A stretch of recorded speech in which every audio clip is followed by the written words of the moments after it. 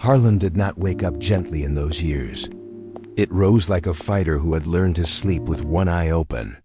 The streets carried music, prayer, laughter, and hunger all at once, layered so tightly together that an outsider could mistake the noise for chaos.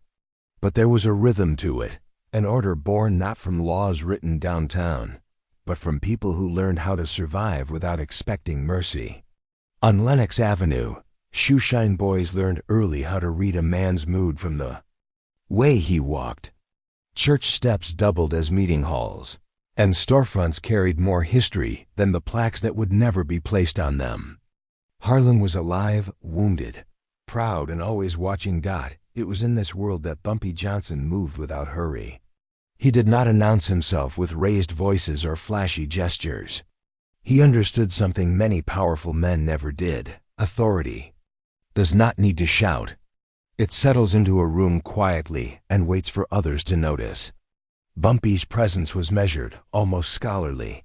He dressed neatly, spoke carefully, and listened far more than he talked. Those who mistook his calm for softness learned quickly that composure, when paired with intelligence, could be unmovable. Harlem had not been kind to men like him. The city's cruelty was not always loud or bloody. More often, it arrived wearing suits and carrying papers. Racism hid behind policy. Disrespect hid behind procedure. Entire neighborhoods were treated like temporary inconveniences rather than homes filled with families, memory, and faith. For black men, dignity itself was something that had to be defended daily, not with fists, but with restraint. One wrong move, one raised voice in the wrong room, and the system would close in, eager to prove what it already believed. Bumpy understood the rules of that game better than most. He had learned them early, watching men twice as strong as him be broken, not by force, but by humiliation. He watched fathers swallow insults to keep jobs, mothers smile through mistreatment so their children could eat. That kind of injustice leaves a mark deeper than scars. It creates a quiet rage, the kind that either destroys a man or forges him into something disciplined and dangerous, not in violence, but in resolve. By the time Bumpy became a name whispered with respect in Harlem, he had already decided what kind of man he would be. He would not beg for dignity, and he would not steal it from others. Whatever power he gained would be exercised with restraint, because he knew what happened when men used authority without conscience. Harlem did not need another tyrant. It needed a guardian who understood balance. Outside Harlem, few cared to understand that difference. Downtown offices saw neighborhoods like his as problems to be managed, not communities to be protected. The men who controlled permits, licenses, and enforcement believed power flowed only one way. They spoke about cleaning up areas they had never invested in, using language that disguised cruelty as civic responsibility. And when they spoke of Bumpy Johnson, they did so with thin smiles and confident contempt. To them, he was a symbol they intended to erase. The first signs of conflict were subtle. A business owner known to Bumpy was suddenly cited for violations that had never mattered before.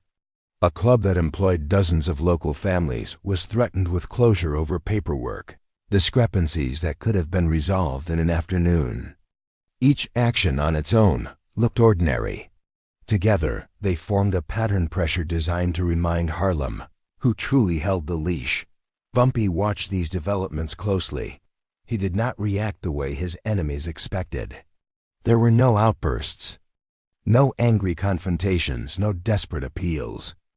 Instead, he visited the affected businesses personally, listened to their fears, and offered reassurance without promising miracles. His words were simple. Stand straight. Don't panic. Let me see what's being done.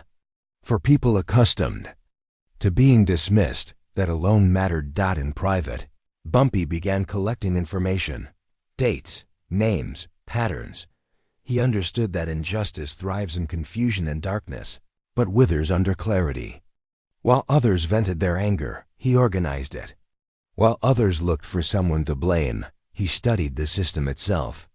He knew that to confront abuse of power, you had to understand how it justified itself. Across the city, another man was paying attention, Dutch Schultz. Schultz was no saint, no champion of equality, but he was a keen observer of leverage. He recognized when power was being used inefficiently, when it was driven by arrogance rather than strategy. Schultz had clashed with Bumpy before, and those encounters had left an impression. There was something unsettling about a man who never raised his voice yet never retreated. Something that made even seasoned operators pause. What troubled Schultz now was not loyalty or morality, but imbalance. The city's officials were overreaching, squeezing Harlem not for order, but for demonstration to show that no man, especially a black man, could operate with autonomy. Schultz understood the danger of that thinking. When institutions humiliate a community long enough, they create instability no one can control. Meanwhile, Harlem felt the tension tightening. People spoke in lower tones. Church leaders worried aloud about losing buildings to zoning laws that suddenly mattered. Young men, angry and restless, asked why patience was always demanded of them and never of those who mistreated them. Bumpy heard those questions and felt their weight. This was the moment when leaders were tested, not by how loudly they could respond, but by whether they could prevent despair from turning into destruction. Bumpy chose restraint, not because he feared confrontation, but because he respected consequences. Violence would confirm every lie told about Harlem. Chaos would justify every crackdown. He knew the city was waiting for an excuse. He would not give it one. Instead, he made a decision that surprised even those closest to him. He requested meetings, formal ones, polite ones. He entered offices where he was not expected to belong and behaved as though his presence was entirely natural. He asked questions that were calm, precise, and difficult to answer without revealing prejudice. When officials spoke down to him, he responded with courtesy that exposed their arrogance rather than mirroring it. Some laughed at him behind closed doors. Others underestimated him openly. But a few quiet, observant men began to notice something unsettling. Bumpy Johnson was not reacting emotionally. He was documenting. He was letting them reveal themselves. The injustice reached a breaking point when a long-standing community event was denied a permit without explanation. The event had fed families, employed locals, and kept peace for years. Its cancellation sent a clear message: we can erase your traditions whenever we choose. Harlem felt the insult deeply. This was no longer about money. It was about respect. That night, Bumpy walked the neighborhood alone. He listened to the city breathe, to conversations spilling from open windows, to the hum of resilience mixed with fear. He knew this moment would define what came next. If he responded with force, he would lose the moral ground he had spent years building. If he remained silent, he risked losing his people's faith. By dawn, he had chosen a third path. He would speak, but not in anger, not in defiance.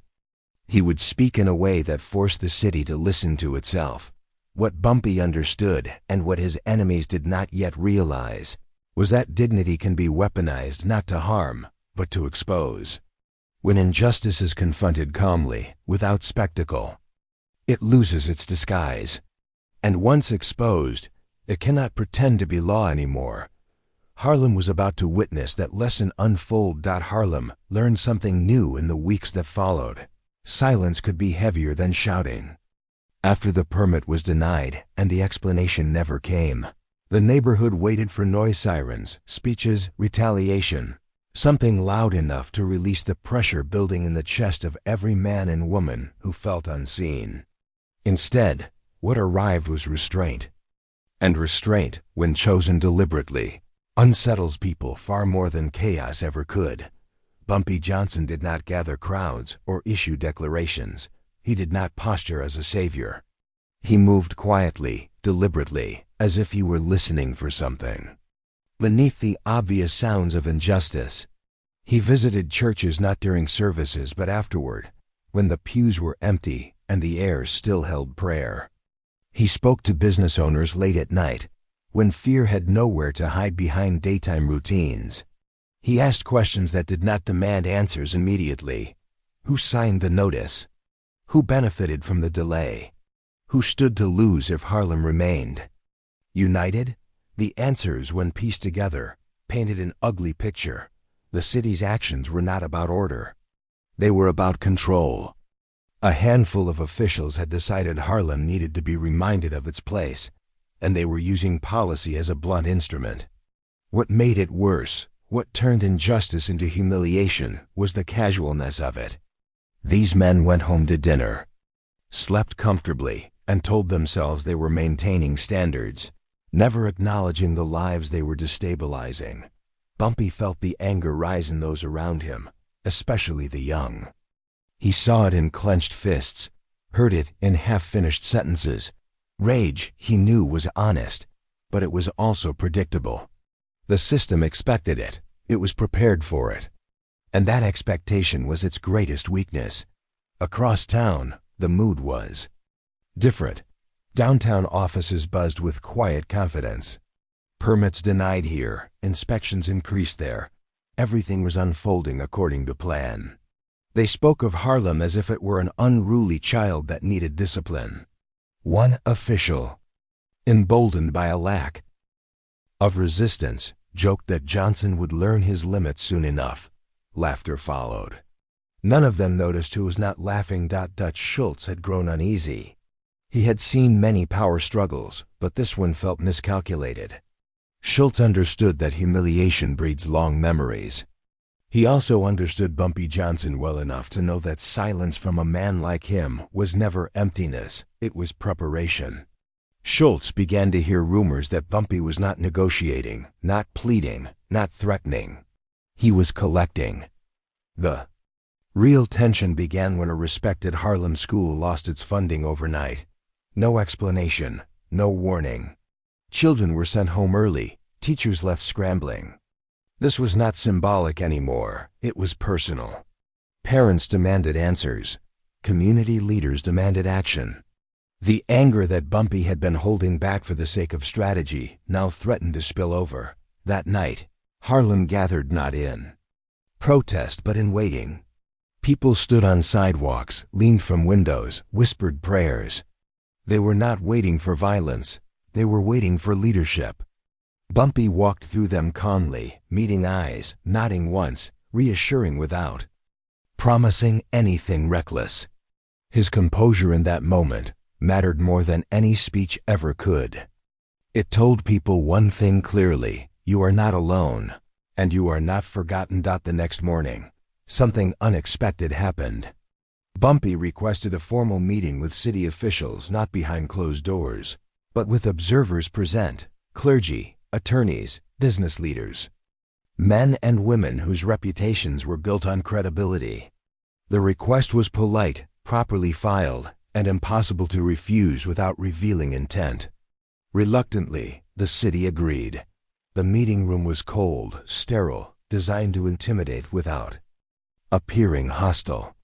Officials sat with practiced confidence, papers neatly arranged, faces carefully neutral. When Bumpy entered, the room shifted. Not because he demanded attention, but because he carried himself as though he belonged there. Because he did. He listened first. He allowed them to explain policies, cite regulations, hide behind language that sounded reasonable until examined closely. When they finished, they expected an argument. What they received instead was a question. "Can you explain?" Bumpy asked calmly. Why these standards only began to matter once this neighborhood started standing on its own. The room stiffened. No one answered immediately. He did not raise his voice. He did not accuse. He simply waited, allowing the silence to expose the truth more effectively than any outburst ever could. One official attempted deflection. Another tried condescension. Bumpy let them speak. Then he did something none of them anticipated. He produced documentation. Not threats. Not demands, records, dates, comparisons. Proof that similar violations elsewhere had been overlooked. For years, proof that enforcement was selective. Proof that injustice had a paper trail. Still, he did not push. He slid the documents forward gently, as though offering clarity rather than confrontation. "All I'm asking," he said, "is consistency." That word hung in the air like a challenge no one wanted to accept. Consistency meant accountability. Consistency meant the rules would have to apply equally, or the truth would become visible to people far beyond Harlem. The meeting ended without resolution, but the balance had shifted, the officials left unsettled. They had expected defiance or desperation. Instead, they had encountered dignity paired with preparation. That combination made retaliation risky. In the days that followed, inspections slowed. Funding delays were suddenly under review. No one admitted wrongdoing, but behavior changed, and in systems of power, behavior reveals more than apologies ever do. Harlem felt it. Not as celebration, but as relief, a quiet easing of pressure. Parents noticed schools reopening discussions. Business owners received unexpected calls.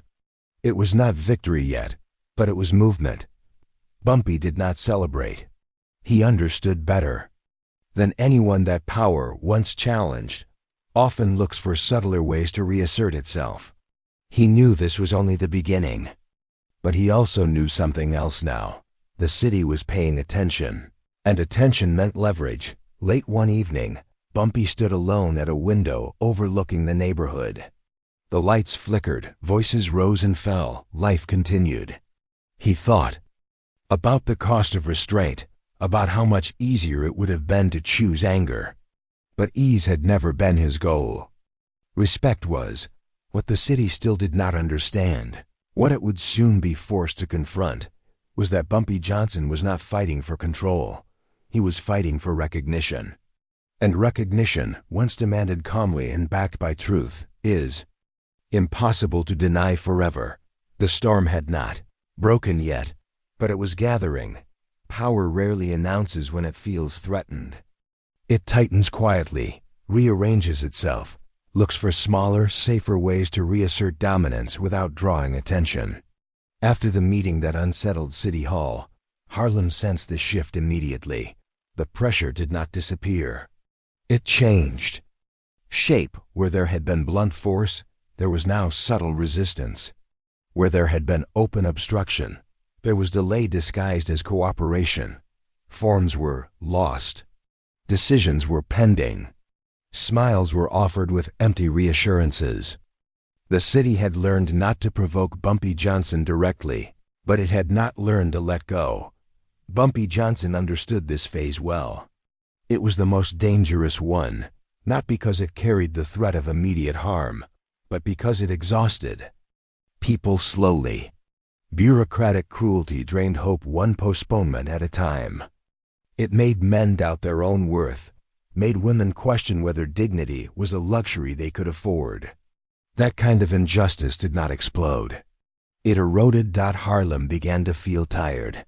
Business owners who had celebrated the easing of inspections now found themselves buried under new requirements that seemed reasonable until you added them up. Teachers returned to classrooms but without resources. Community leaders were invited to discussions that led nowhere. The city's message was clear. Without being spoken, we will not attack you openly, but we will not let you breathe freely either. Bumpy saw the toll it was taking. He noticed the way shoulders sagged, the way conversations ended sooner than before. He heard the unspoken question in people's voices. Is this as good as it gets? That question troubled him more than any threat ever could. Because once people accept partial dignity, full dignity becomes harder to demand. The true test came when a longtime Harlem landlord, one known for fairness, for keeping rents stable, was suddenly accused of violations severe enough to justify seizure. The charges were dramatic, public, and humiliating. Newspapers printed his name before any investigation concluded. The intent was unmistakable. Make an example, send a warning. The landlord was not powerful, but he was respected, and that made him useful as a lesson. The community reacted with anger this time, sharper and louder than before. This was no longer abstract. This was a man who had done right by them, now being crushed to remind everyone else of their vulnerability. Young men demanded action. Elders demanded protection. The pressure that Bumpy had been carefully containing now threatened to rupture. For the first time in weeks, Bumpy did not speak immediately. He listened to the anger, to the fear, to the exhaustion. He knew that whatever he did next would either cement Harlem's belief in patient dignity or shatter it beyond repair. Silence now could be mistaken for surrender. That night, Bumpy visited the landlord personally. He did not bring promises or plans, he brought presence. He sat with the man and his family, listened as humiliation spilled out, how neighbors looked away, how reporters twisted words, how fear crept in during quiet moments. Bumpy said only one thing before leaving. They chose the wrong man to make an example of. The next day, the city received something it had not anticipated: restraint paired with visibility. Bumpy did not organize a protest. He organized witnesses. Attorneys filed motions not with dramatic accusations, but with undeniable timelines. Clergy spoke not in outrage, but in carefully worded appeals that exposed contradictions. Business leaders asked simple questions in public forums that demanded complex answers the city could not provide without revealing bias. Still, the city resisted. And then it made a mistake. An official, confident, careless, gave an interview. In it, he implied that Harlem businesses were accustomed to leniency, and that stricter enforcement was necessary to bring them up to standard. The words were meant to sound responsible. They landed as confirmation. The implication was clear. Harlem had been tolerated, not respected. The interview spread quickly. Not through shouting, but through quiet repetition. People clipped the quote, shared it, read it aloud. It stripped away every polite excuse the city had offered. What had been suspected was now spoken. Bumpy acted that same afternoon. He requested a public forum, not a protest. Not a rally, but a civic discussion. The city hesitated, then agreed, believing it could control the narrative. They underestimated the power of composure under light. The hall filled early. Journalists came expecting conflict. Officials arrived prepared for confrontation. Harlem arrived carrying something heavier than anger: memory. Bumpy took the stage last, not to command attention, but to earn it. He spoke without raising his voice. He did not mention race explicitly. He did not accuse individuals. He quoted policies. He compared enforcement. He read the official's own words back slowly, calmly, without inflection. He allowed the audience to hear what the city had tried to disguise. Then came the turning point, not dramatic, not loud, but decisive. Bumpy said, "If these standards are necessary, we welcome them. Apply them everywhere, today, equally, or admit they were never about standards at all." There was no applause. There was silence, the kind that tightens the chest. Because the city understood the trap. Agree and expose powerful allies elsewhere. Refuse and confirm injustice publicly. Either choice stripped them of moral cover. The forum ended abruptly. Officials left without statements. The newspapers that evening did not speak of outrage or unrest. They spoke of inconsistency, of questions unanswered, of a city confronted by its own words. Within days, the charges against the landlord were quietly reduced, then withdrawn. No apology followed. But the message was unmistakable. The city had blinked. Harlem noticed, not with celebration, but with something deeper: restored belief. Not belief in institutions, but belief in themselves. They had seen injustice named without violence, challenged without chaos, corrected without surrender. Bumpy returned to the streets as he always had, unannounced, composed. People nodded, some smiled, others simply stood straighter. He did not take credit. He did not claim victory. He understood that dignity is not a trophy. It is a practice renewed daily. Across town, men who once laughed at his patience now spoke his name carefully. Dutch Schultz, watching from the margins, understood what others still struggled to grasp. Bumpy Johnson had not overpowered the city. He had outlasted its arrogance. He had forced it to confront itself, and that kind of power left scars far deeper than force ever could. The struggle was not over. But something irreversible had happened. Harlem had learned that calm, when backed by truth and timing, could make even the most confident system hesitate, and hesitation, once introduced, never truly leaves. By the time the city realized what it had lost, it no longer knew how to take it back. Power is accustomed to obedience. It is not accustomed to restraint defeating it without spectacle. After the forum, after the quiet withdrawal of charges, after the sudden consistency in enforcement that no one officially explained, something fundamental had changed. Harlem was no longer reacting. Harlem was watching. And that awareness, shared, steady, unafraid, made the city nervous in a way riots never had. Bumpy Johnson felt the shift immediately, not in applause or gratitude, but in posture. Men walked differently. Women spoke with more certainty. Conversations that once ended in resignation now ended in resolve. This was not defiance. It was dignity rediscovered. And Bumpy knew that dignity, once restored, demands protection more than celebration. The danger now was not open injustice, was quiet retaliation disguised as normalcy. The city's final attempt came wrapped in civility. An invitation arrived for a formal civic recognition event, one that promised unity and progress. The language was generous, the tone respectful. Bumpy understood exactly what it was, a stage. If he declined, he would appear uncooperative.